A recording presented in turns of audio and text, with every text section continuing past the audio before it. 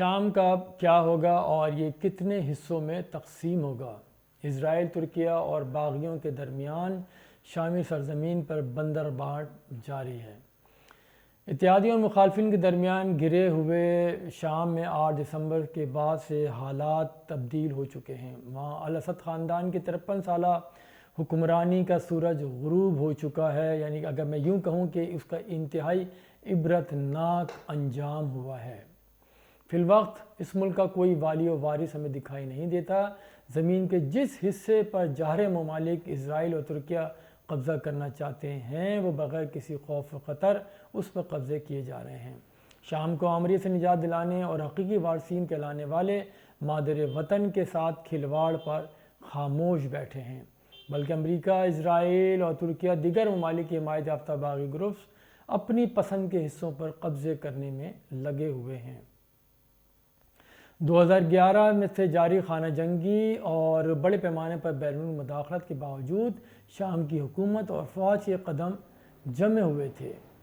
اسرائیل اور ترکیہ ملک کے اندر داخل نہیں ہو سکتے تھے، لیکن آج جوتیوں میں دال بٹنے کی وجہ سے ملک کا حال یتیموں جیسا ہے۔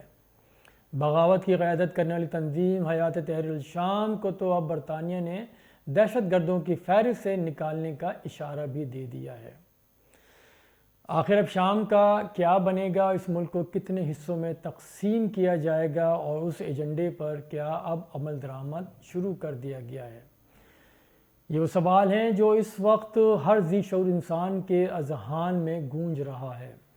اس ولاگ میں مختصراً چند نکات پر میں نے بات کرنی ہے، اور ایسے میں جب میں کچھ چیزیں دیکھ رہا تھا تو نظر سے گزرا حزب اللہ کے سابق سربراہ سید حسن نصر اللہ کا 2013 میں وہ بیان، جب انہوں نے خبردار کیا تھا کہ اگر شام پر امریکہ اور اسرائیل اور ان کے اتحادیوں نے قبضہ کر لیا تو پھر فلسطین کی مزاحمت کو بھول جائیں اور خطے کے حالات پھر وہ نہیں ہوں گے جو اس وقت ہیں۔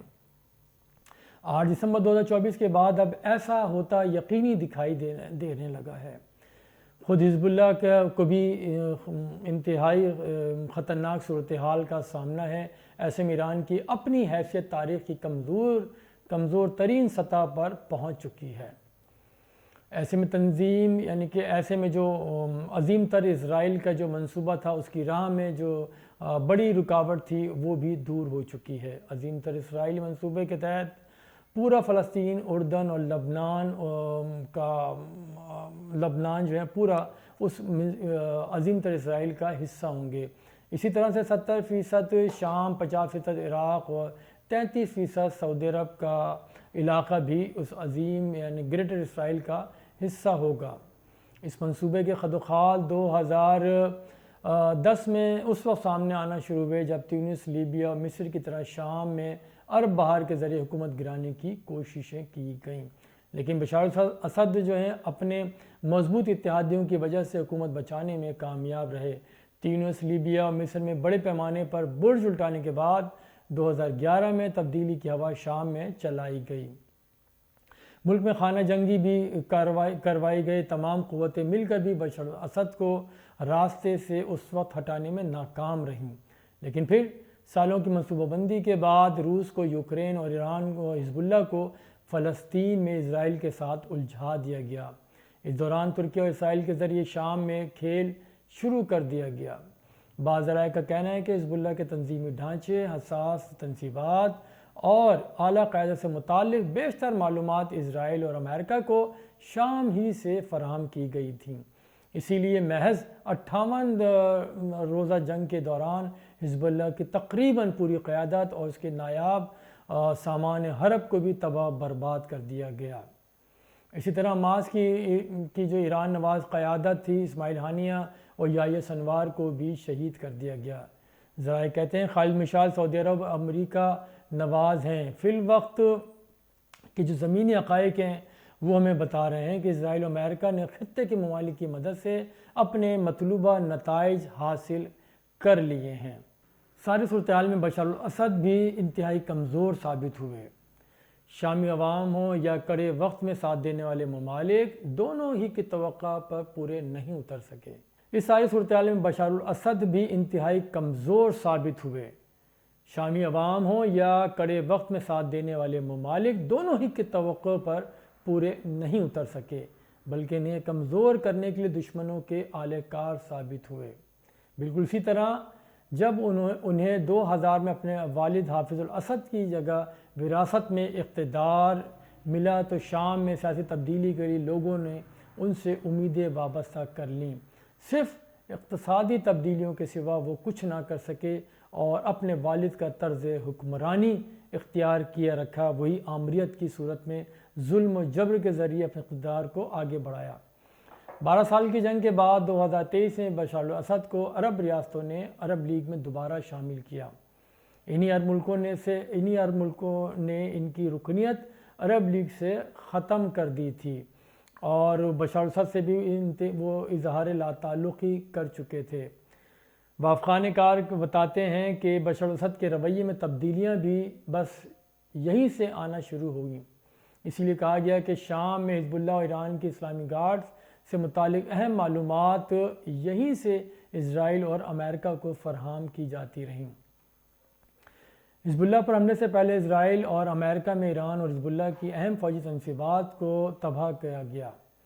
اسماعیل ہانیہ پر تہران میں حملہ ہوا، پھر حزب اللہ کی قیادت پر حملے، سب معلومات کے بغیر ممکن نہ تھے۔ پھر 5 دہائیوں سے زائد عرصے تک شام پر حکومت کرنے والے اس خاندان کے اقتدار کا سورج محض 11 روز میں ڈوب گیا، اور یہ کسی انہونی سے کسی بھی طور بھی کم تصور نہیں کیا جا سکتا۔ شامی فوج کا ہتھیار ڈالنا اور بشار الاسد کا ملک سے فرار ہونا بھی یقینی طور پر سازش کا پتہ دے رہا ہے۔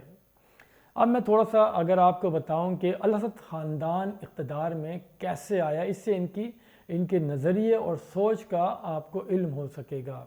یہ دور ہے 1970-71 کا، جب بشار الاسد کے والد حافظ الاسد نے اس وقت کی حکومت کے خلاف بغاوت کی۔ بغاوت کی قیادت جو ہے حافظ الاسد انہوں نے خود کی۔ حافظ الاسد اس وقت ملک کے وزیر دفاع تھے۔ حکومت کا تختہ الٹ کر حافظ الاسد خود صدر بن گئے اور انہوں نے 16 نومبر 1970 کو جو اس وقت کی حکومت تھی اس کے خلاف بغاوت کا آغاز کیا تھا۔ کامیاب بغاوت کے بعد 1971 میں باعث پارٹی کے امیدوار کے طور پر شام کے صدر منتخب ہوئے اور مقابلے میں ان کا کوئی امیدوار سامنے نہیں آیا۔ یہی ہے آمریت کی سوچ۔ 2 سال بعد 73 میں شام نے مصر کے ساتھ مل کر اسرائیل پر حملہ کر دیا۔ اس جنگ کا مقصد 67 کی جو 6 روزہ جنگ تھی، اس میں جو مقبوضہ زمین تھی اسرائیل سے، اس کو واگزار کرانا تھا، لیکن اس جنگ میں انہیں لینے کے دینے پڑ گئے۔ دوسری بار بھی شکست کا سامنا کرنا پڑا اور ساتھ ہی اسرائیل نے گولان کی پہاڑیوں پر ہمیشہ کے لیے قبضہ مضبوط کر لیا۔ وقت آگے بڑھا، پھر ملک کے اندر حافظ الاسد کو اندرونی طور پر مخالفت کا سامنا کرنا پڑ گیا، اور 1982 میں حافظ الاسد کی حکومت نے اخوان المسلمین کی تحریک کے خلاف خونی آپریشن کیا۔ کہا جاتا ہے کہ اس آپریشن کے اندر کوئی 10 سے 40 ہزار افراد مارے گئے تھے۔ 71 میں الاسد خاندان کا ایک دور 10 جون 2000 کو حافظ الاسد کے انتقال سے مکمل ہوا۔ پھر لندن سے حافظ الاسد کے 34 سالہ صاحبزادے بشار الاسد کو فوری طور پر طلب کیا گیا۔ ماہر امراض چشم بشار الاسد ایک دہائی اقتدار کو جیسے تیسے وہ کھینچ کے آگے لے گئے، لیکن 2011 ان سے اقتدار جو ان کے ہاتھ سے نکلتا دکھائی دینے لگا، کیونکہ جو عرب بہار تھی اس نے یہاں پہ بھی اپنے اثرات مرتب کیے۔ مغربی طاقتوں اور کچھ اپنوں کی بے وفائی کے سبب ہر طرف سے باغیوں نے انہیں گھیر لیا۔ پھر روس، ایران، حزب اللہ نے اپنی طاقتور بے ساکھی فراہم کی، لیکن خود غرضی لالچ اور خیالی یقین دہانیوں نے بشار الاسد کا اقتدار 8 دسمبر 2024 کو ان سے چھین لیا۔ اب جو صورتحال شام کی بن چکی ہے، اس میں اندازہ لگانا مشکل نہیں کہ اس ملک کو ٹکڑوں میں تقسیم کر دیا جائے گا۔ کہا جا رہا ہے حلب سمیت شمالی جو شام ہے وہ ترکیہ کے زیر کنٹرول ہوگا، شمالی مشرق کے حصے پر کردوں کا قبضہ ہوگا، اسی طرح جنوبی حصہ جہاں تیل کے کنویں ہیں اس پر امریکہ بہادر کا قبضہ ہوگا۔ گولان سائٹ اور اس سے آگے تک کے حصے پر اسرائیل کا جھنڈا پہلے ہی لہرا دیا گیا ہے۔ ویسے بھی دارالحکومت دمشق سے اب وہ تقریباً 15 کلومیٹر کی دوری پر تو وہ آ چکے ہیں۔ اسی طرح لذاکیہ اور طرطوس پر شاید روس کا بظاہر قبضہ دے دیا جائے، کیونکہ اسے بھی کوئی حصہ دینے کی کوشش کی جا رہی ہے۔ اب رہ گئے حمص اور دمشق، تو ان پر باغیوں کی جماعت جو ہے ہیئت تحریر الشام، ان کی حکومت بنا دی جائے گی۔ یہ خیالی خاکہ ہے، لیکن جیسے جیسے آگے حالات بڑھیں گے صورتحال میں تبدیلی ہوتی رہے گی۔